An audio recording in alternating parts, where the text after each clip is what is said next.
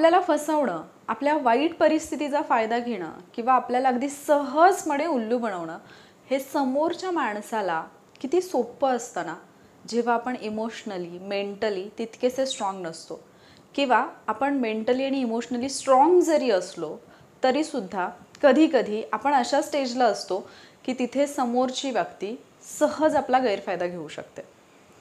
सध्या ज्या काही न्यूज येत आहेत त्याच्यावरून तुमच्या लक्षात आलंच असेल की मी कशाबद्दल बोलते. एखाद्या माणसाला ज्याला काहीही समजत नाही किंवा ज्याने पुरेसं शिक्षण घेतलेलं नाही आहे, ज्याला सायन्स माहिती नाही आहे, अशी माणसं या जाळ्यामध्ये अडकले तर एक वेळ ठीक आहे की आपण म्हणू शकतो की अरे बिचारा भोळा होता. पण सुशिक्षित जे शिकलेले लोक आहेत, ज्यांना सायन्स माहिती आहे, आजूबाजूचं सगळं नॉलेज आहे, अशी लोकंसुद्धा ज्यावेळेला अशा जाळ्यात गुंततात ना, तेव्हा प्रश्न पडतो की खरंच म्हणजे आपण थोडं थांबून विचार करायला पाहिजे ना की आपण नक्की कुठे चाललो आहे.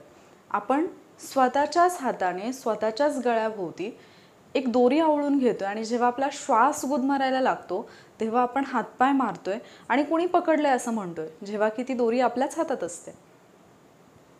हॅलो वॉरियर्स, मी सुप्रिया आणि तुम्ही पाहताय वॉरियर ऑफिसर एज्युकेशनल प्लॅटफॉर्म. फक्त लढण्याची नव्हे, जिंकण्याची तयारी. आज खरं तर दोन वेगवेगळे मुद्दे आहेत, पण दोन्ही मुद्दे म्हणजे सहज ओघातच बोलावं असं वाटलं म्हणून दोन्ही मुद्द्यांबद्दल बोलणार आहे. जसं की आपण एखाद्या व्यक्तीवरती विश्वास ठेवतो, त्या व्यक्तीकडे काहीतरी दैवी शक्ती आहे हे आपण अगदी सहजपणे मान्य करतो. ती व्यक्ती आपल्याला तसे चमत्कार दाखवते, ते चमत्कार खरंच आहेत असं आपल्याला वाटतं.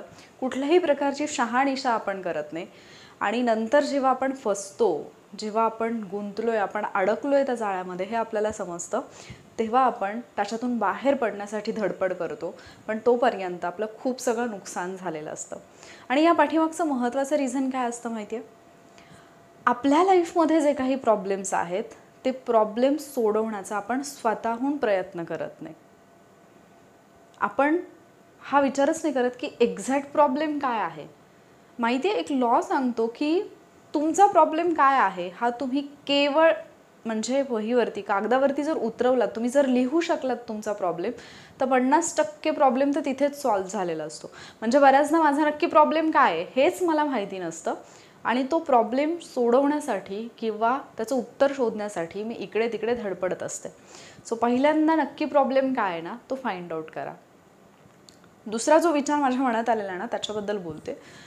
असं झालं की परवा असंच लो फील करत होते, थोडंसं टेन्शनमध्ये आहे असं वाटत होतं आणि मग कोणासोबत तरी बोलायचं म्हणून मग नेहमी जिच्यासोबत मी माझ्या मनातल्या सगळ्या गोष्टी व्यक्त करते त्या मैत्रिणीला फोन करायचा ठरवलं.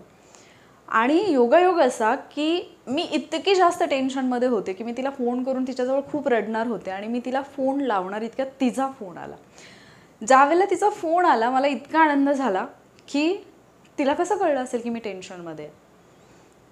मी फोन उचलला, मी तिला माझ्या मनातलं काहीतरी सांगणार इतक्यात तिनेच काहीतरी सांगायला सुरुवात केली आणि त्यावेळेला ती रडत होती, ती टेन्शनमध्ये होती आणि तिला असं वाटत होतं की तिला जे काही वाटतंय ते तिने मला सांगावं आणि मी ते ऐकून घ्यावं. मी तिचं सगळं ऐकून घेतलं. मी तिला कुठलाही सल्ला दिला नाही, पण तिला शांत केलं. आणि फोन ठेवल्यानंतर एक विचार आला की म्हणजे फोन येण्यापूर्वी मी ज्या टेन्शनमध्ये होते, मी एकही शब्द न बोलता किंवा माझ्या मनातल्या गोष्टी व्यक्त न करता मी तरीसुद्धा खूप रिलॅक्स फील करत होते. कारण ती ज्या टेन्शनमध्ये होती तर मी तिला त्या टेन्शनमधून थोडंसं का होईना पण थोडं तिला रिलॅक्स फील होईल असं काहीतरी बोलू शकले. त्यावेळेला आणखी एक विचार आला की जर समजा असं झालं की आपण ज्याला आपल्या मनातल्या गोष्टी नेहमी सांगतो, एखादा दिवस जर असा आला की ती व्यक्ती समोर नाही आहे किंवा त्या व्यक्तीला तुम्हाला जे सांगायचं ते ऐकून घ्यायची इच्छाच नाही आहे, तर आपल्याला किती वाईट वाटेल ना, किती बॅड फील होईल की म्हणजे मला जे वाटतं ते मी या व्यक्तीला सांगते, मग मला थोडंसं रिलॅक्स वाटतं. पण एक दिवस असा आला की ती व्यक्ती ऐकून पण घ्यायला तयार नाही आहे. ती व्यक्ती सरळ म्हणते की एक काय तुझी नेहमीची कटकट आहे यार, जेव्हा फोन करेल तेव्हा तुझे काहीतरी रडगाणं सुरू असतं. आपल्याला ऑब्वियसली खराब वाटेल ना, पण माहिती आहे तो क्षण आयुष्यात येणं गरजेचं आहे. कारण जोपर्यंत तो क्षण आयुष्यात येणार नाही ना तोपर्यंत तुम्हाला हे कळणार नाही की आपण या व्यक्तीला दुःख न सांगता सुद्धा आपण आपलं दुःख पचवू शकतो. या व्यक्तीला न सांगता सुद्धा आपण आपल्या टेन्शनमधून बाहेर येऊ शकतो, कारण आपल्याला इमोशनली डिपेंड राहायची सवय झालेली असते.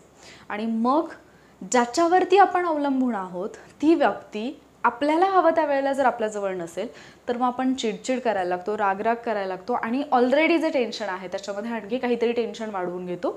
आणि शिवाय त्या समोरच्या व्यक्तीबद्दल आपल्या मनात नको ते गैरसमजसुद्धा निर्माण होतात. सो बेटर वे हा असतो की प्रत्येक वेळी कोणावरती तरी इमोशनली डिपेंड राहायचं नाही. मग आता हे असं याच्यातून बाहेर पडणं शक्य असतं का? सहज शक्य असतं. मी एक एक्सपिरियन्स सांगते माझा. तुम्हाला पण कदाचित हा अनुभव आला असेल तर मला कमेंटमध्ये नक्की सांगा की म्हणजे 10वी-12वीपर्यंत असं होतं की कुठलंही ॲडमिशन करायचं आहे, कुठले डॉक्युमेंट्स हवेत, काही हवं आहे तर जस्ट पप्पांना सांगून द्या आणि पप्पा सगळं आणून द्यायचे जागेवरती. ॲडमिशन वगैरे सगळं पप्पा करायचे. त्यामुळे कधी आपण तिथे ऑफिसपर्यंत जा, आपण त्या कॉलेजच्या प्रिन्सिपलपर्यंत किंवा त्या ऑफिसपर्यंत जाऊन सगळी प्रोसिजर करा अशी कधीच वेळ आली नव्हती. आणि त्यामुळे आपण कधी ॲडमिशन करू शकू किंवा आपल्याला या सगळ्या गोष्टी करायला लागतील असं कधी वाटलंच नव्हतं. बट FYला ॲडमिशन घेताना असं झालं की ते ॲडमिशन माझं मला करावं लागलं.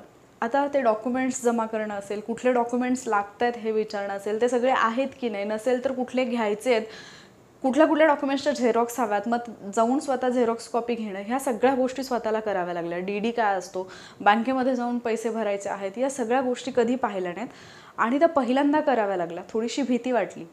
पण ज्या वेळेला स्वतःचं ॲडमिशन स्वतः केलं, सगळे डॉक्युमेंट स्वतःचे स्वतः जुळवले आणि ते व्यवस्थितपणे सबमिट केले आणि ॲडमिशन सक्सेसफुल झालं ना, त्यावेळेचा आनंद जबरदस्त होता की यार आपण पण हे करून दाखवलं. म्हणजेच जोपर्यंत तुम्ही तुमच्या कम्फर्ट झोनमध्ये आहात, तुम्हाला अगदी छान वाटते अशा ठिकाणी आहात ना, तोपर्यंत तुम्ही प्रगतीही करत नाही आणि तोपर्यंत तुम्हाला छानही वाटणार नाही. सो काही वेळेला आपल्या कम्फर्ट झोनमधून बाहेर येणं, काही वेळेला म्हणण्यापेक्षा बऱ्याचदा आपल्या कम्फर्ट झोनमधून बाहेर येणं आणि त्या गोष्टी आपण करणं गरजेचं असतं. आणखी एक किस्सा सांगू. बरीच लोकं मी अशी पाहिली आहेत की म्हणजे त्यांच्याकडे पाहून असं वाटतं बापरे या माणसाचं कसं होणार, या मुलीचं कसं होणार, म्हणजे ही आत्ता अशी वागतीये तर हिचं कसं होणार. पण त्या व्यक्तींवरती जबाबदाऱ्या पडल्या ना की त्या व्यक्ती अतिशय वेगळ्या आणि असं मॅच्युअर वेमध्ये वागत असतात. म्हणजे अगदी माझ्या बाबतीतला किस्सा सांगायचा म्हटलं तर माझ्या आईला सतत ही काळजी असते की हिचं कसं होणार, ही कसं मॅनेज करेल, हिला कसं जमेल की नाही. म्हणजे रिसेंटली जेव्हा मी आजारी होते त्यावेळेला आईने एवढी सगळी काळजी घेतली आणि देन तिला असं वाटायचं की ही कसं काय मॅनेज करेल, हिला जमेल की नाही, वगैरे वगैरे वगैरे हजारो प्रश्न तिच्या डोक्यात असायचे. पण ज्यावेळेला मी एखादी गोष्ट करते किंवा अगदी असं शहाण्या माणसांसारखी जेव्हा मी वागते त्यावेळेला ती म्हणते तू असं कसं काय केलंस. म्हणजे तिच्या तोंडून लगेच ही वाक्य येतात आणि मग मी तिला म्हणते अगं आई मला जमतं गं, म्हणजे मी तेवढी हुशार आहे, फक्त तुझ्यासमोर मी वेड्यासारखं वागते असं मी तिला म्हणते. तर कसं आहे ना, म्हणजे जोपर्यंत आपण आपल्या कम्फर्ट झोनमध्ये असतो, म्हणजे आता मी माझ्या आईसोबत आहे, ती माझ्यासाठी एवढं सगळं करते तर मला गरजच नाही वाटत की मी ते उठून करावं किंवा मी करेन, कारण आपण थोडेसे आळशी बनून जातो. पण ज्यावेळेला आपल्यावरती ती जबाबदारी येते ना, आपण सगळ्या गोष्टी प्रॉपरली मॅनेज करत असतो आणि आपल्याला रोज असं लहान मुलासारखं वागणारी माणसं त्यावेळेला अचंबित होतात की अरे ही व्यक्ती कसं काय असं अगदी शहाण्यासारखं वागत आहे. सो आपल्या कम्फर्ट झोनमधून आपण बाहेर येणं गरजेचं असतं. त्यावेळेला कुठे आपली लाईफ जी आहे ती व्यवस्थित रुळावरती येते. ठीक आहे. सो म्हणजे सुरुवातीचा मुद्दा वेगळा होता, मी नंतर बोलले तो मुद्दा वेगळा होता, पण या दोन्ही गोष्टीतून एक गोष्ट लक्षात येते का तुमच्या, की आपण जे मेंटली किंवा इमोशनली वीक बनत जातो ना, त्याला कारणीभूत फक्त आपण असतो. मी तर नेहमी एक रूल फॉलो करते माझ्या लाईफमध्ये, जो मी तुम्हालाही सांगेन, की आपलं कौतुक करणारी जी लोकं असतात ना, कौतुक इन द सेन्स आपली फॅमिली कौतुक करते ते वेगळं, पण आपल्याबद्दल खूपच चांगलं चांगलं बोलणारे, गोड बोलणारे आणि आपल्याला बिलकुलच म्हणजे वाईट काही न बोलणारे जे लोक असतात ना, त्यांच्यापासून जरा जास्त सावध राहायचं. एक वेळ निंदा करणारे किंवा तुम्हाला टॉन्ट मारणारे लोक आहेत, त्यांचा तुम्हाला राग आला तरी चालेल, पण जे तुमचं कौतुक करतात, जे तुम्हाला फार असं म्हणजे तुमच्याबद्दल फार बढाया मारतात, अशा लोकांबद्दल आनंद वाटणं आणि अशा लोकांबद्दल फार प्रेम वाटणं, आदर वाटणं हे अतिशय धोकादायक असतं. कारण कसं आहे ना, बऱ्याचदा बाहेरची व्यक्ती ज्यावेळेला तुमचं कौतुक करत असते तिचा हेतू वेगळा असू शकतो आणि मोस्ट ऑफ द टाईम ज्यावेळेला समोरच्या माणसाला आपल्याकडून काहीतरी लाभ होणार असतो किंवा आपला काहीतरी गैरफायदा घ्यायचा असतो किंवा आपल्या बाबतीत काहीतरी चुकीचं करायचं असताना त्यावेळेला ती व्यक्ती तुमच्याशी खूप अधिकचं प्रेमाने वागते, खूपच जास्त प्रेमाने वागते. मग ज्यावेळेला अशी एखादी व्यक्ती भेटते जी अनोळखी आहे, जी आपल्या संपर्कातली नाही आहे आणि तिचं वागणं फारच आपल्याशी असं आहे की मग आपल्याला असं वाटायला लागतं की अरे वा, ती व्यक्ती किती छान आहे, त्यावेळेला पावलं जपून टाकायची, कारण तिथे फार मोठा धोका असू शकतो.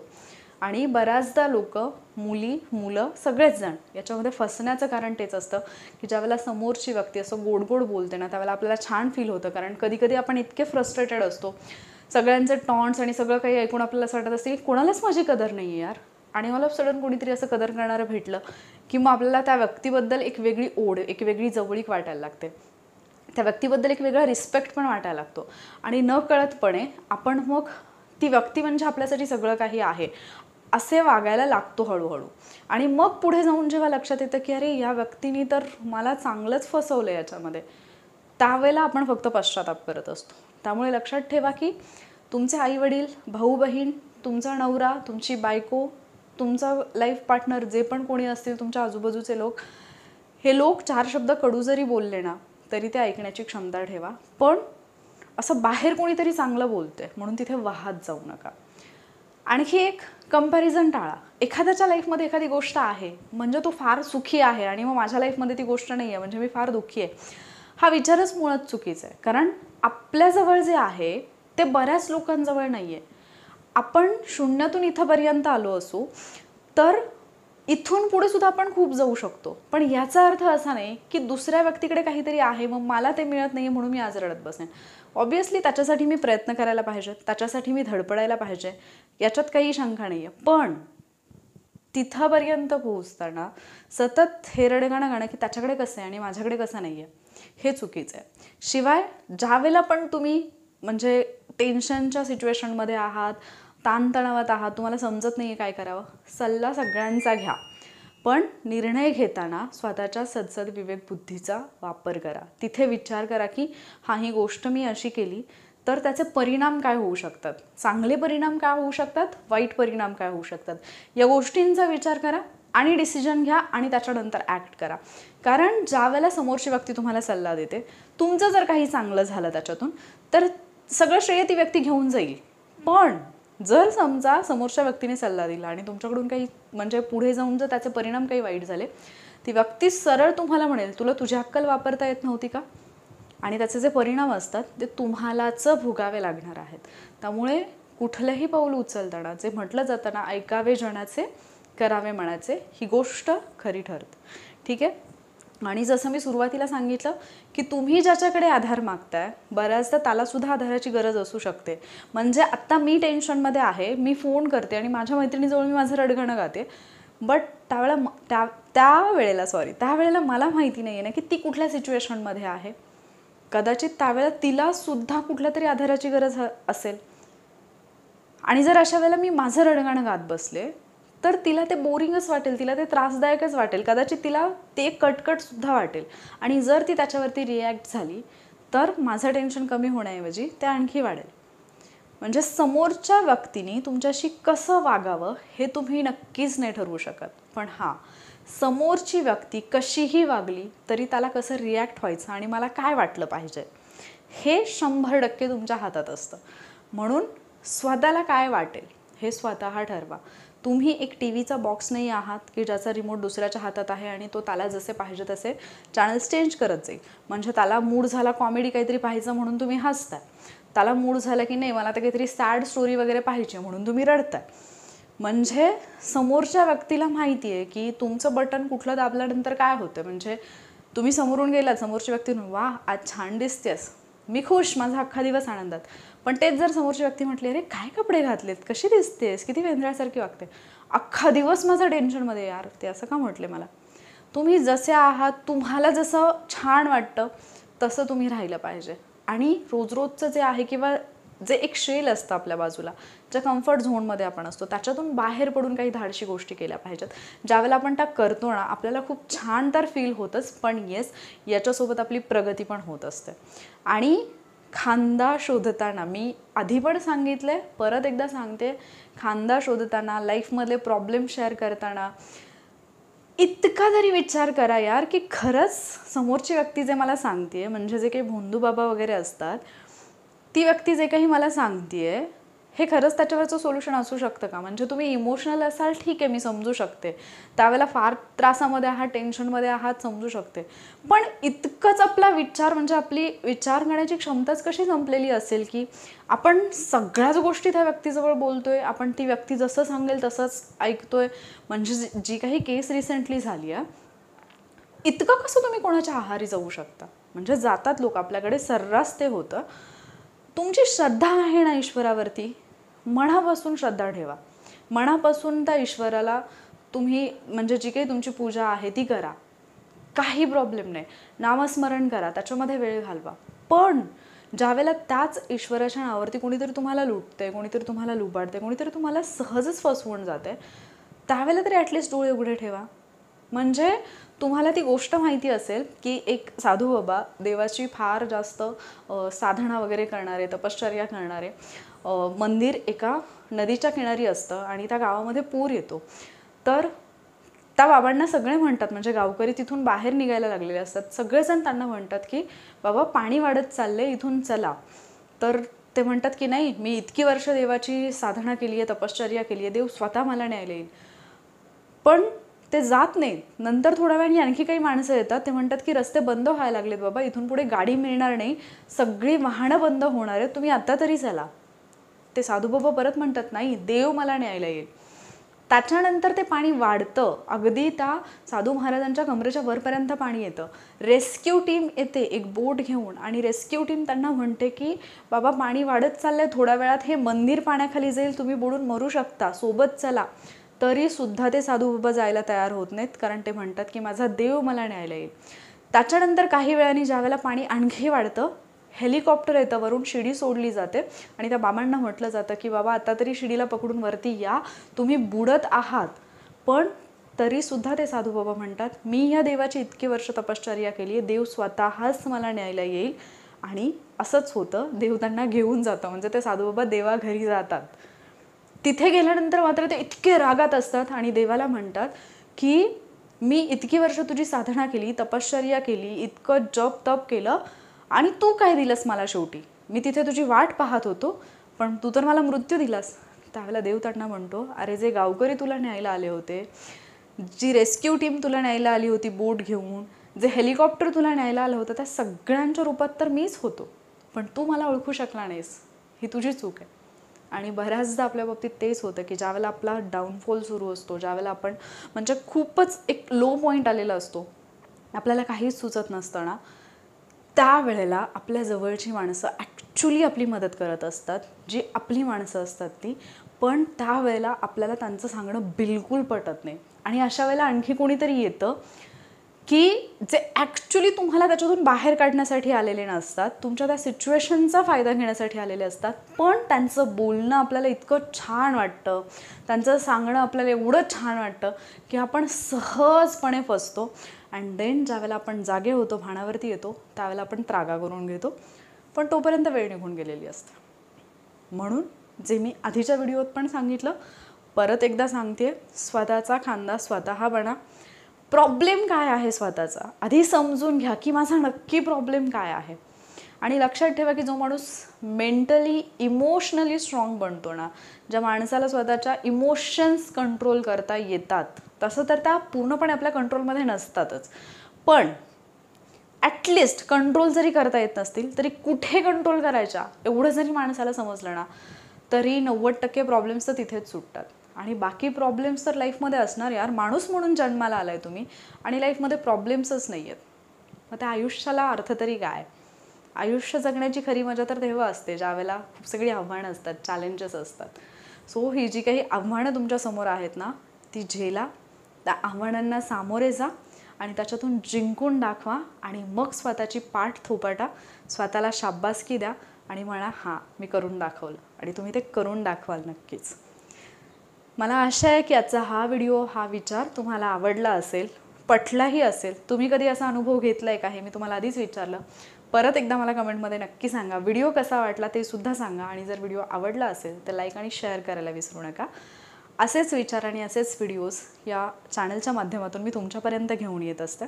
त्यामुळे जर तुम्हाला हे विचार, हे व्हिडिओज आवडत असतील, हेल्पफुल वाटत असतील, तुमच्या लाईफमध्ये ते थोडीफार व्हॅल्यू जरी ॲड करत असतील, तर चॅनलला सबस्क्राईब नक्की करा. लवकरच भेटूयात पुढच्या व्हिडिओमध्ये. थँक्यू.